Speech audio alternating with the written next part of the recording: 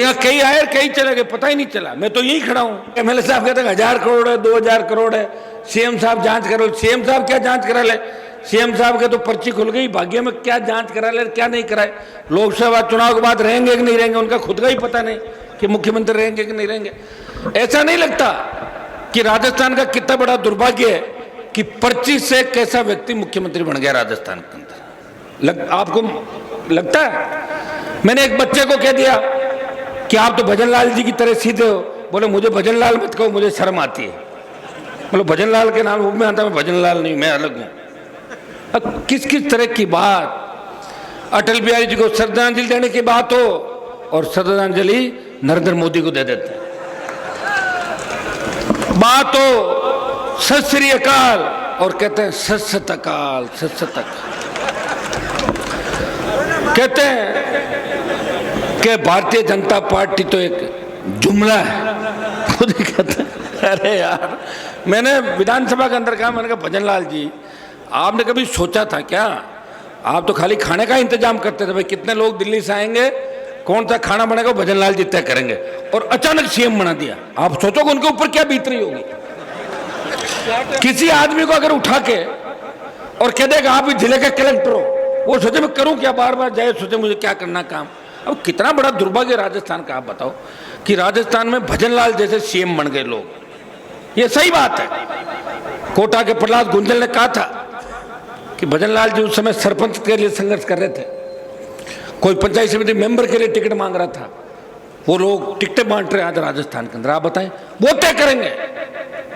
कल कोई एमएलए कह रहा था भजनलाल जी को मैं कहता हूं जांच करा ले।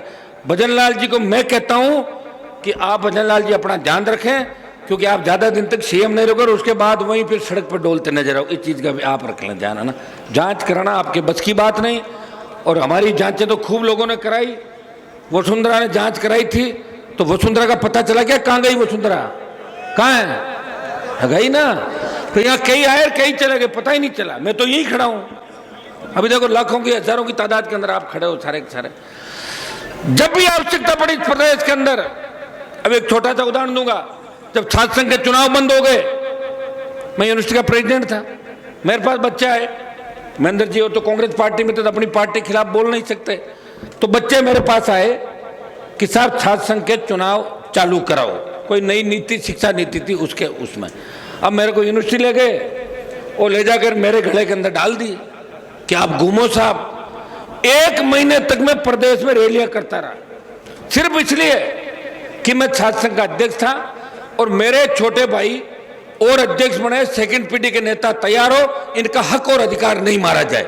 ऐसा व्यक्ति आपको मिलेगा जो 1 महीना बिना फालतू का। और जो रैली करी मैंने जयपुर के अंदर छात्र संघ वाले, उसमें छात्र नहीं आए थे, वो आरएलपी के कार्यकर्ता और पदाधिकारी थे। बरसात आ गई थी, आपने देखा होगा कि छात्र संघ चुनाव कुछ लोग कराना चाहते हो, ज्यादातर लोगों को इंटरेस्ट नहीं था, लेकिन मैंने उन बच्चों के लिए प्रयास किया, क्योंकि मैं यहां से निकला हूं छात्र संघ के माध्यम से।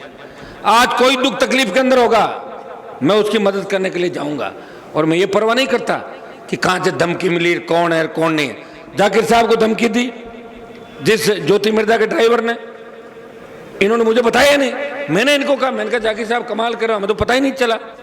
मैंने डीजी को कहा कि धमकी देने वाले को आप ला रहे हो, फिर हम हमारे तरीके से बात करें। बोले हम ला रहे हैं, ला के पटक दिया उसको, 20 फट्टे लगाए, इनके पास पुलिस चली गई और इन्होंने कहा छोड़ो माफ करो। धमकी देने वालों में भी कहां दम है? देखा हुआ धमकी राजस्थान में कौन बकवास करते हैं। बकवास कोई कुछ कर लेता है। शाम को 8 बजे बाद कई लोग धमकियां देते हैं, सुबह वापस पैर पकड़ते हुए दिखते हैं। अरे धमकियों का दम नहीं। जाकिर साहब आप चिंता नहीं करें, इन सबको अपना देखा हुआ है। राष्ट्रीय लोकतांत्रिक पार्टी और कांग्रेस पार्टी का जो मजबूत अलायंस नागौर के अंदर हुआ है, ये लोग बौखला गए। बौखलाहट के अंदर कई तरह की बातें करेंगे, कई आरोप प्रत्यारोप लगाएंगे, और जिस तरह की ओछी भाषा का कल प्रयोग किया गया यहाँ पे, आप बताएं। मैं उनको पूछना चाहता हूं कि 2018 के अंदर खुद के बेटे को एमएलए बनाने के लिए मेरे पैरों में हाथ डाल दिया था। मैंने कहा आपकी उम्र कितनी है, ऐसे क्या कर रहे हो आप? भाई हो मेरे, करूंगा मदद, जो भी आ गया उसकी मदद की। कि हनुमान जी तो चाहे जहां खड़ा करते हैं, खड़ा करने के भी लेते हैं, उसका देते हैं। शर्म आने की बात है। ऐसे व्यक्तियों की मानसिक स्थिति बिगड़ गई, मैं उनके परिवार से भी आग्रह करूंगा कि इनका इलाज कराएं, इनको भर्ती कराएं कहीं ले जाके, नहीं तो ये समाज की प्रतिष्ठा को ये दांव पे लगा रहे। मुझे दिल्ली में लोग कह रहे थे, ये व्यक्ति जो गाली गलौज कर रहा है ये आपकी जाति का है क्या? मैंने कहा है तो हमारे समाज का। कैसे क्या गालियां देता, कोई इसका माइक नहीं पकड़ता क्या? मैंने कहा पता नहीं, वो समय भी आ सकता है, माइक भी पकड़ सकता है और दूसरा काम भी हो सकता है, आप जानते हो सारी बातें। लेकिन लोग चिंता करते होंगे क्या करें, अब छोड़ो, जो भी मनोरंजन कर रहा है। आप बताएं, घर में बहन बेटियां भी होती होगी, आधा आधा घंटा गाली गलौज करना और ये बात करना कि मेरी तो बातें अमेरिका में चल रही है, तो आप ये बताएं, इससे ज्यादा गिरावट नहीं हो सकती। हरिंदर जी कितने बड़े नेता पुराने, ये सब लोगों ने मंच पे स्पीच दिए, जाडौर साहब बैठे, हम भी बोलते। मैं कह रहा हूँ घर के अंदर आदमी को गुस्सा भी आ जाता है, भाई भाई को कुछ कह देता है, बात हो जाती है, लेकिन सार्वजनिक मंचों पे इस तरह गाली गलौज करके अपने समाज की प्रतिष्ठा को गिराना, अपने परिवार की प्रतिष्ठा को गिराना और बार बार स्वर्गीय नाथूराम जी का नाम लेना। अरे आप छोड़ो, नाथूराम जी को उत्तराधिकारी मनीष जी मेरे साथ बैठे ना मंच पर, क्यों नाम ले रहे हो आप? ये ना मनीष जी मृदा तो असली उत्तराधिकारी है। किस तरह की बौखलाहट के अंदर बातें कर रहे हो? समय को याद रखो और आपका मकसद एक ही है। कल जैसे उनको मंच में पता लगा कि 2500 गाड़ियों के साथ इंडिया गठबंधन का काफिला चालू हो गया परबत से, तो यहां भाषण देते थे बौखला गए, कितनी गाड़ियां कितनी गाड़ियां कितनी गाड़ियां, तो भाषण तो भूल गए और मेरी तरफ आ गए कि हनुमान जी है शहर वे शहर। अब बताओ किस तरह 1000 करोड़ कमा लिया, 2000 करोड़ कमा लिया, भजन लाल जांच कर लगा। क्या कर रहा है भजन लाल? जांच मेरी कर ले जांच, कौन मना कर रहा? मैं तो विधानसभा में था ना, वो सुंदरा से ज्यादा तो भजन लाल नहीं होगा ना भाई, तो जांचें हुई ना, जांचों में मिला क्या था? कुछ भी नहीं मिलना मेरे भाई। जांच उन जिनकी होगी वो खुद ही पार्टियां बदल के चले जाएंगे। मेरे अंदर तो इतनी हिम्मत है, आपने देखा होगा लोकसभा में जो 3-4 लड़के कूदे थे, कैसे ठोका उनको, देखा कि नहीं देखा है? वो तो अगर पूरा वीडियो चल जाता ना तो वही चलता देश के अंदर। वीडियो भी काट दिया लोकसभा अध्यक्ष ने कि हनुमान जी को पॉपुलरिटी नहीं मिल जाए। लोग भाग गए थे छोड़ के, जैसे ही घुसे भगदड़ मची, अरे भागो भागो। वहां भी मैं था, वहां भी नागौर का नाम था, कौम का नाम था, किसान का नाम था। तेजा जी का जयकारा मैंने लोकसभा के अंदर लगाया तो नरेंद्र मोदी पास में बैठे बात करते राजनाथ सिंह जी के साथ कि हुई तेजा जी, तो मैंने मोदी को खरनाल में नाक रगड़वाई नहीं रगड़वाई मोदी, तो मैं ही लाया था। आज लखनऊ से लेके देश के प्रत्येक कोने के अंदर वीर तेजाजी महाराज के जयकारे के साथ हमारी कौम को और किसान को संगठित करने का काम किया। तेजाजी महाराज को पूरे देश के अंदर हमारे समाज के साथ साथ गुर्जर, मीणा, यादव, तमाम शेड्यूल कास्ट के हमारे भाई और मुस्लिम भी तेजाजी महाराज के जयकारे लगाते हैं कि जब आप खेती करने जाते हो तो तेजाजी को याद करते हो। और जिस तरह भगवान श्री राम जी ने अपना वचन निभाया और 14 साल वनवास के लिए गए, तेजाजी महाराज ने वचन निभाया अपना कि मैं गायों को लेके वापस आऊंगा, उसके बाद आप मुझे मौत के गले लगा लेना, मैं सादत दूंगा। तो वचन के पक्के थे, इसलिए लोग उनको गाते हैं, याद करते हैं। और परमानेंट खरनाल में ये सुख जी बैठे हैं, हेलीपैड भी बन गया कि नहीं बन गया?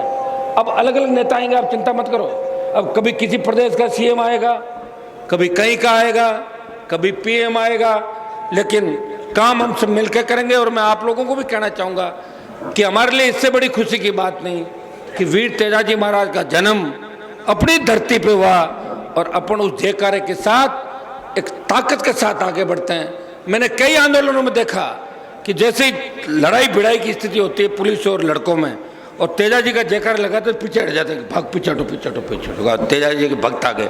तो तेजाजी के भक्तों के अंदर वो ताकत है जो इस आने वाले समय के अंदर प्रदेश और देश का नेतृत्व करेगी। हमारे लिए तो खुशी की बात है, हमारी बहनें बिंदु जी, मंजू जी, महिला शक्ति, नारी शक्ति नेतृत्व के लिए तैयार है। बिंदु जी प्रमुख रही 3 बार, इनको एमएलए एमपी बनने का मौका नहीं मिला।